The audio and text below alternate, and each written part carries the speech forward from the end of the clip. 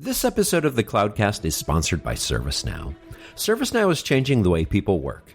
With a service orientation towards the activities, tasks, and processes that make up day-to-day work life, ServiceNow helps the modern enterprise operate faster and be more scalable than ever before. To learn more about the enterprise cloud built to manage everything as a service, please visit www.servicenow.com. And now, on to the show. Cloudcast Media presents from the massive studios in Raleigh, North Carolina. This is the Cloudcast with Aaron Delp and Brian Gracely, bringing you the best of cloud computing from around the world. Good morning, good evening, wherever you are. Welcome back to the Cloudcast, coming to you live from the massive studios here in Raleigh, North Carolina. Very excited today. Just me. Aaron's a little bit busy on some things, but very excited today. We've been talking about a lot of things around containers, obviously, but very excited today to be talking a little more about, once these containers go into production, once folks are running them with, applications that matter, you got to take care of these things. You got to keep track of them. You got to monitor them. You've got to manage them and so forth. So today, very, very excited to have Julius Volz, who is co-creator of the Prometheus project, which today now lives as a first-class project over in the Cloud Native Computing Foundation, CNCF. So, Julius, welcome to the show. Hi, pleasure to be here. So, first off, welcome to the show. Yeah, I believe you're our very first guest from Germany. So that's outstanding, especially, during the Olympics and sort of the international world we live in. So give us a little bit about your background and maybe a little bit of how you got started, with Prometheus and what you've created here. Sure. I'm from Germany. I grew up in Berlin and was born here.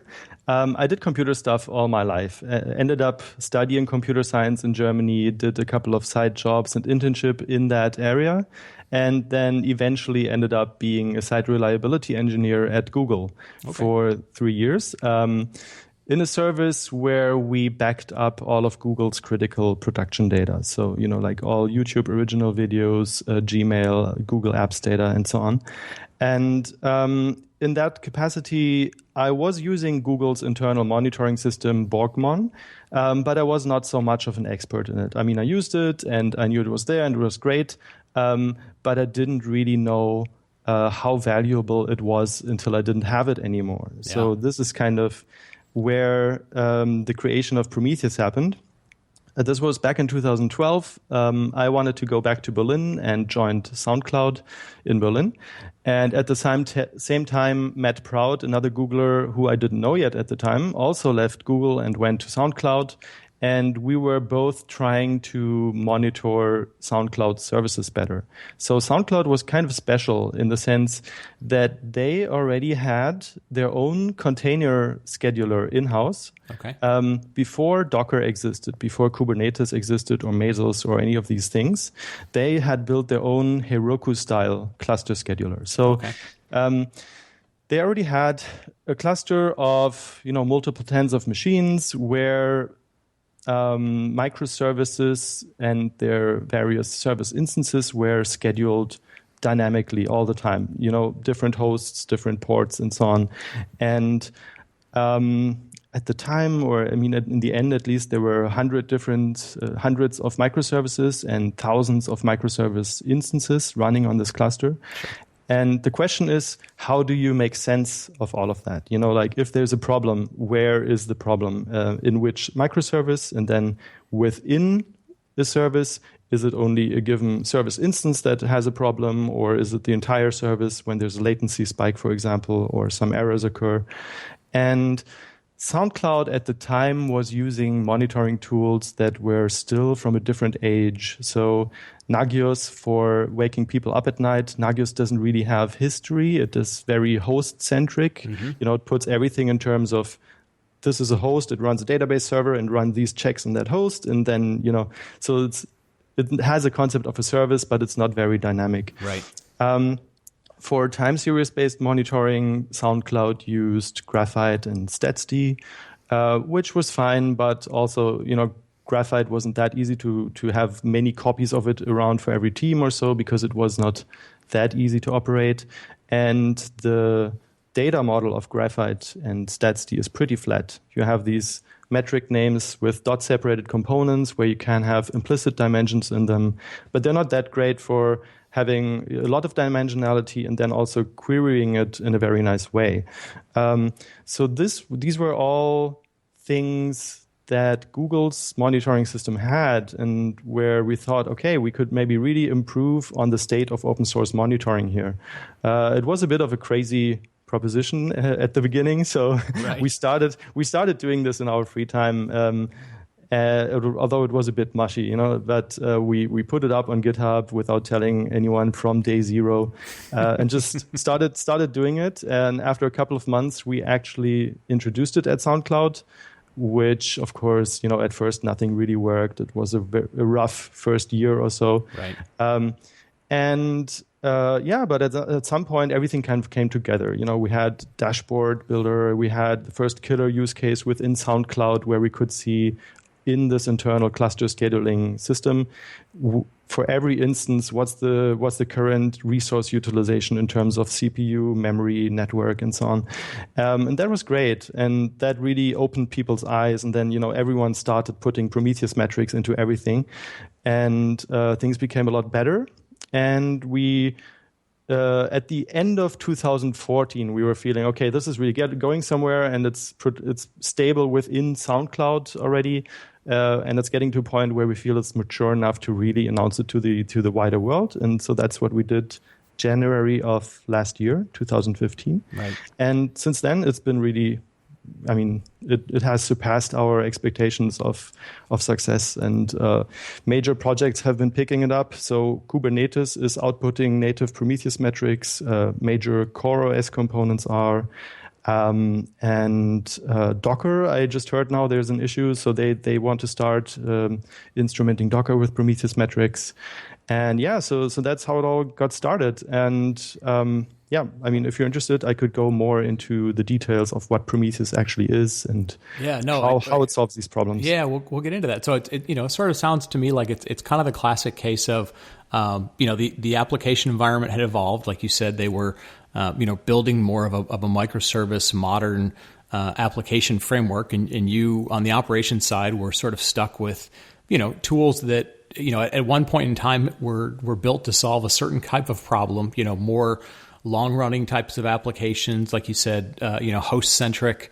Sort of I knew an application was always going to live on a certain host, and that just wasn't the case anymore. So you guys took some experience you had in a previous life, like you said, Borgmon being, for anybody who doesn't sort of know all the history, Borg is, the system, kind of the brains of what runs Google internally. It's the system that schedules all of their containers. And that's eventually what kind of evolved to become Kubernetes. So the more open source thing. So, sounds like there's definitely was a need for it for you just from a job perspective. You had some context in terms of, what was needed for that type of world. And it's cool that you guys just, had the freedom and flexibility to kind of go build this. And now it's out in the community so that other people can help you with it. So that's very, very cool. So, just for folks, cause anytime we do sort of technical, podcasts, sometimes it's a little tricky. You're driving in your car, you're doing whatever. For anybody, who's listening, we will have some very, very good, pointers to, not only the project, but some very, excellent diagrams that sort of lay out the architecture, what pieces are in there. So just for anybody who's new to it, give us the basics. What are the building blocks that are in there? What are the types of core functions that Prometheus can deliver for a container-based, microservices-based environment? Yeah, sure. So Prometheus is really a whole ecosystem. It takes care of, getting metrics out of the things you care about, whether those are your own services or existing ones that you cannot modify. So instrumentation, basically. Okay. Then also pulling that data in, putting metadata on the resulting time series in the form of dimensional labels. And then, storing it, making it queryable, and in the end, also alerting and dashboarding. Okay. So, although for dashboarding, we don't really use our own solution anymore, we just recommend people to use Grafana. Okay. So it really goes all the way from getting metrics out, storing them, and doing stuff with them. And I think the core strengths of Prometheus are really the data model in combination with the query language. So whereas, for example, Graphite has a pretty flat data model, with a metric name that has some dots in it. In Prometheus, you have a metric name, and then you have an arbitrary set of key value pairs on each series that has this metric name. So you might have a metric that counts the number of HTTP requests in a given binary, but then you have subdimensions telling you how many happened for the method equals post and how many happened for status equals 200, and then all of these dimensions in combination. And the query language allows you to work with this data model and do arithmetics between sets of time series, do aggregations, selections, slicing and dicing. And it doesn't really have any concept anymore of, what a host is. It only has... It has a vague concept of what a service is, which we call a job in Prometheus, but the query language doesn't really care about that either. So it's really only, whatever you can squeeze into this data model, you can monitor with Prometheus. And so it's really about monitoring your services and not monitoring your hosts. Although you can, of course, and you should, of course, still monitor your hosts as the kind of substrate that everything runs on, but there's much less coupling nowadays between the host and the stuff that runs on it. Right. So it sounds like to me, just listening to you, it sounds like there's really two really important core functions that come out of this, or at least benefits to anybody who's running this. Is number one, because containers tend to be a little bit unpredictable. Depending on what the job type is, depending on how long it's going to run for, you need a system that sort of recognizes, hey, things might run for very short periods of time. They might dynamically restart. So you need a system that says, hey, I've got to be able to track that stuff in the way that it sort of works today. Like you said, it wasn't necessarily host-based, but things might be very short-lived, or they might be sporadic because they're coming back or they're growing and scaling up and down. But then the other part of it, which sounds to me like it's really, really important, is this idea that because it not only keeps track of the sort of the workers, the jobs, but also what's actually happening within those jobs, the application level, it's got a mechanism whereby operations can query it and understand what's going on from their perspective, troubleshooting performance. But it also sounds like, the development team can take a look at, what do their applications really look like in production? Plus, what is the end user kind of interaction looking like? And that may give them an insight that they hadn't expected from their applications.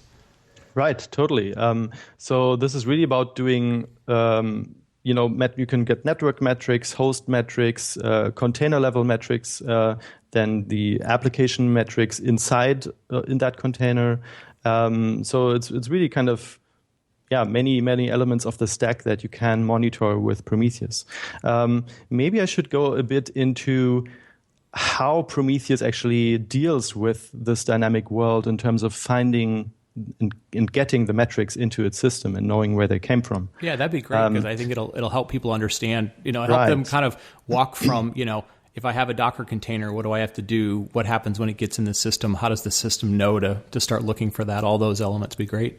Right, exactly. So as part of a Prometheus setup, you would usually run one or multiple Prometheus servers in your organization, depending on how big you are, what your organizational needs are, and so on. And you configure a Prometheus server to pull metrics from instrumented services. So in the very, in the most naive case, you could just statically tell Prometheus, here's a host and a port where you can pull metrics over HTTP. So there's a given Prometheus metrics format over which that happens. Of course, that doesn't work in a dynamic world. So there's, I think by now, around 10 different types of service discovery that Prometheus supports natively. So, Kubernetes, Marathon, EC2, Azure, and a couple of others that are supported built into Prometheus, where you can just say, monitor the Kubernetes service XYZ, and it automatically discovers the pods and pulls the metrics from them and adds even label metadata that comes from the Kubernetes service discovery and puts it into the time series data. So exactly, this was an environment testing pod or something. So you can, tease apart data. And that's a big deal. I mean, that's, in the old days it was, potentially install an agent in everything, or, I had to know what was out there. And if I don't know what's necessarily out there, you have things like shadow IT, you could have big pockets of things that, are just basically a black hole. Right, exactly. This is an interesting point, because this often comes up as a criticism of the pull model. Now my monitoring system needs to know where things are and what things should be there. But I argue your monitoring system should know that anyways. I actually wrote a blog post on push versus pull, and this whole idea of pull doesn't scale. If you go to Prometheus.io, click on blog, look at the latest article there, in case you have any questions on that. Now, another interesting question might be, now see, I'm asking my questions myself here. I don't know if that's okay. But how do you get metrics out of systems where you don't own the code? If you write your own service, it's easy, right? So if you have like a sort of a service broker or something, a third party that you're integrating with. Yeah, exactly. Or you have just a MySQL daemon or whatever. Your own service, you just use one of the client libraries. You use the API objects that it provides for you to count things up or to do histograms or so on, and then expose it over HTTP. That's the ideal case, because then you can get really nice white box metrics about what's happening inside a process. For things where you cannot do that, like even MySQL, but also Linux host metrics, for example, you wouldn't go into the Linux kernel, put an HTTP server in there, and add Prometheus metrics, or maybe you would, but I don't know. So the way you solve that is by running exporters, we call them. They're little sidecar jobs that you run right next to the process that you actually care about. So, for example, on Kubernetes, you would have, if you schedule MySQL on Kubernetes, then you'd have a MySQL daemon process in the pod and a MySQL daemon exporter. And all this exporter does is, when Prometheus pulls from the exporter goes to MySQL and fetches the metrics in, via SQL queries actually, and translates them into Prometheus metrics and provides them to the Prometheus server to scrape. So all these exporters really do is kind of a translation between the service-specific metrics format and the Prometheus format. And the community wrote dozens many tens of exporters already. So there's a good chance that whatever you want to monitor already has a Prometheus exporter if it's not too exotic. And so these are the two major types of things that you would want to monitor with Prometheus and how you get metrics out. Then there's a third type where sometimes you really just cannot pull. In that case, you have to use something we call the push gateway. When you have a batch job, a service level batch job that runs maybe once a day, deletes a given number of users, and then wants to just signal that it runs successfully and how many users it deleted. But it runs maybe only 5 seconds. So it's too ephemeral for Prometheus to scrape reliably. Right. So that could just push its latest state to the push gateway, and the push gateway is then kind of a metrics cache that holds on to this latest state forever, and Prometheus can fetch it from there. And then you can alert on whether the batch job didn't run in 2 days or something like this. Yeah. No, that's useful. I think the more people I sort of talk to, especially as people are trying to figure out sort of architecture decision points, and it's great and it's fun to talk about, hey, sort of greenfield applications or completely cloud native applications, but a lot of people are also saying, hey, look, not everything I have is brand new. I have some stuff that's been around for a while, like you talked about. Could be a MySQL database, could be a lot of things. It's good to know there are provisions for being able to deal with those types of applications that maybe don't look like your 12-factor application, your completely microservices based application. Yeah, totally. And I mean, we have a lot of integration points in the system where we have either backwards compatibility to some older system, or that older system can somehow interact with Prometheus. So there's a lot of ways if you want to gradually transition to something to Prometheus, or not transition completely, that you can just use parts of the ecosystem. Right. Maybe as one example, in SoundCloud, we still used, when I was there, Nagios for the actual alerting in the end. So Prometheus now has a native alert manager which knows how to use this whole dimensional data model, and you can route alerts based on that and so on. But it wasn't really ready yet when I left SoundCloud. So they were still using a Nagios plugin which just queried Prometheus in a way that it expected to get back one single number and did very simple threshold alerting on that. So it integrates in all kinds of different ways with other things still. Yeah. So I mentioned early on, Prometheus is now sort of a first class, top tier project within the Cloud Native Computing Foundation, or CNCF. The same foundation now that's sort of managing Kubernetes. And talk about how did it get over into the CNCF, and then more importantly, what have you seen in terms of community increase and community involvement around, wanting to grow the project and expand the project? Yeah. So, given how funnily the project started, kind of at SoundCloud, but also a bit in our free time before SoundCloud and so on, we always had the feeling of we should, the project was always in a state where it wasn't completely clear who controls it or who owns it and so on. Although SoundCloud has always been very cool about that. But we wanted to make that official. And we also just in general wanted to have some kind of clear governance of the project that was independent of any single company. And, just in case there's ever a need to have rules in place for how to resolve conflicts and so on. Right. And we were first just toying with the idea of maybe creating our own foundation, but that would have been a lot of work, and we don't have a lot of experience with that. Sure. In the end, we ended up talking to Alexis Richardson, who's now the Technical Oversight Committee chair of the CNCF. Yep. So over at Weave. And he's a great guy. Yeah, he's a great guy. And he basically convinced us, he introduced us to the whole concept of the CNCF, which was still forming at the time. So it's a new sub-foundation of the Linux Foundation. And it just sounded like the perfect match. It's really about this new cloud-native world. It wants to help out projects that are made for this more dynamic world. And so, we ended up proposing to join as Prometheus, and we joined as the second member project after Kubernetes. So, we're really happy about that. In terms of pick up and community growth from that, I think our community was already growing really well before that. So it's I can't really exactly say how that impacted it, but there were always some events that drove community growth. The first announcement last year, then CNCF definitely also. They're also helping us in general. Like with this podcast, for example, or various media.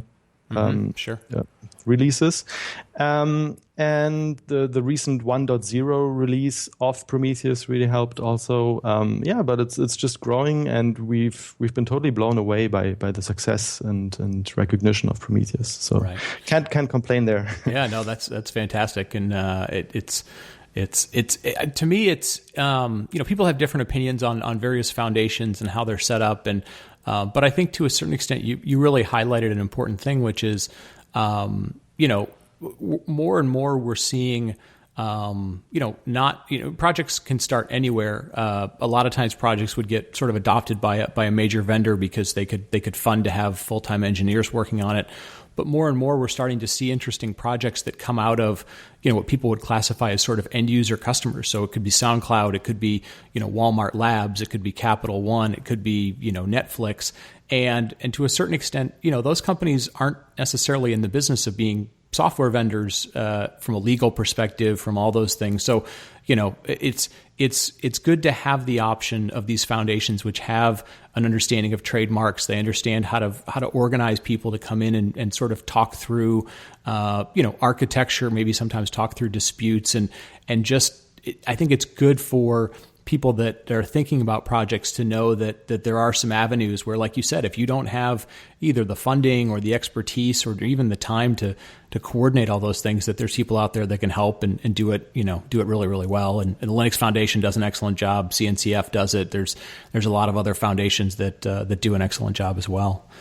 Yeah, totally. If I may just give some credits in between also, right now, really, Prometheus is spread, the development is spread over many different companies. So there's a very active contributor at CoreOS, Fabian Reinhardt. Then there's still Björn at SoundCloud, a bunch of others at SoundCloud. Brian Brazel in Dublin, he founded his own Prometheus consulting company.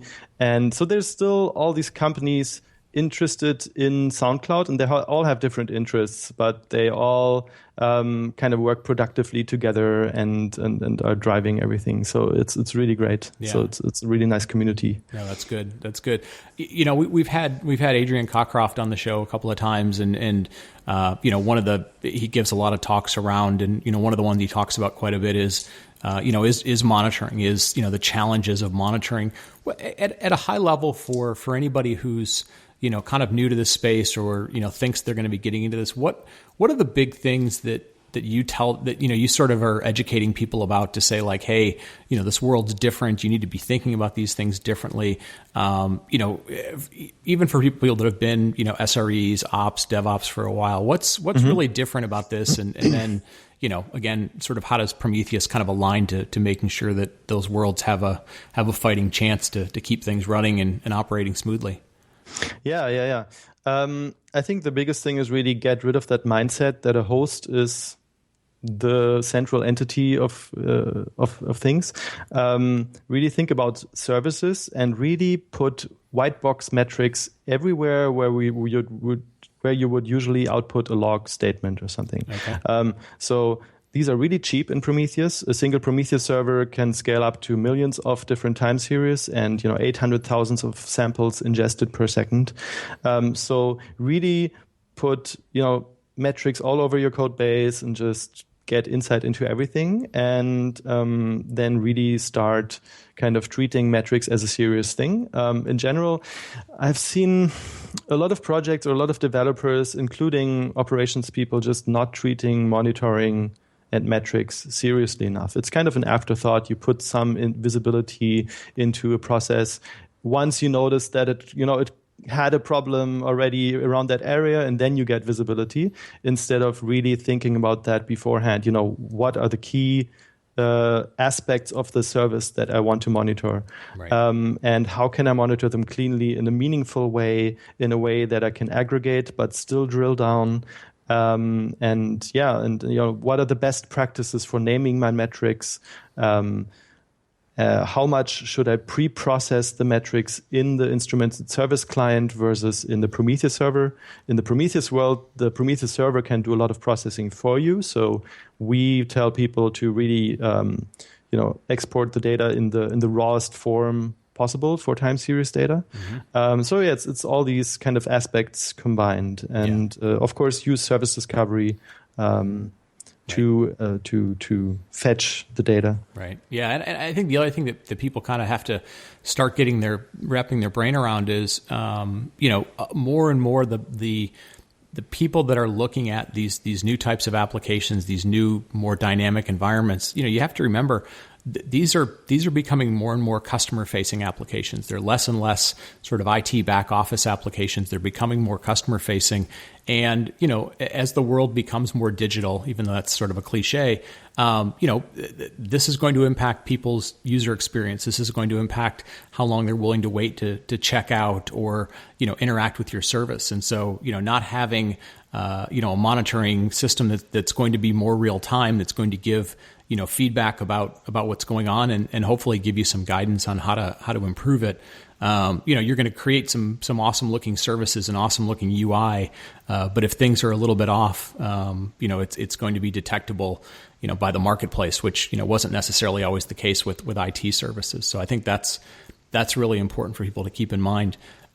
Real quick, I know it's really early, in the life cycle of the project still, and but like you said, the community is adopting it. Have you seen anybody yet, or even people talking about offering sort of Prometheus monitoring as a service, as a SaaS offering in the marketplace yet, like we see, with some other types of tools that are out there?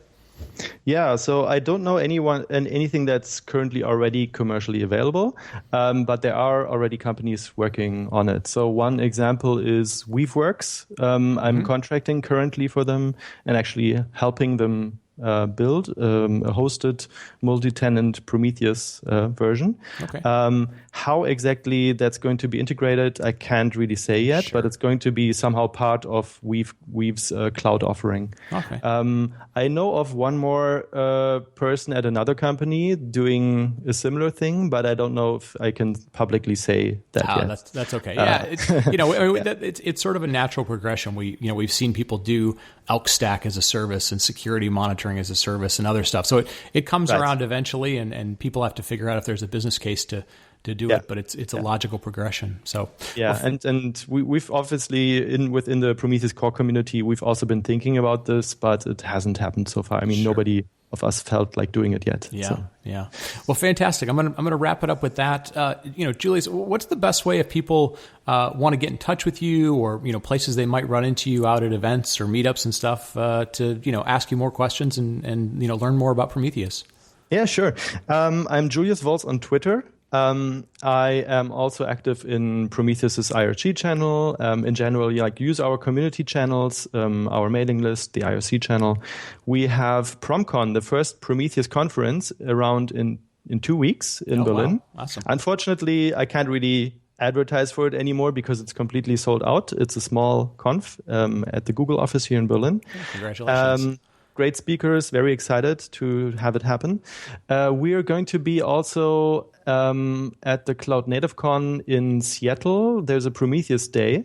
I think that's beginning of November. I don't know yet if I'll personally be there, but almost certainly there's going to be some Prometheus people. Okay. And just generally go to Prometheus.io, try out the Getting Started tutorial. It's should take you like 5 minutes to get your own host monitored with Prometheus. Fantastic. That's great.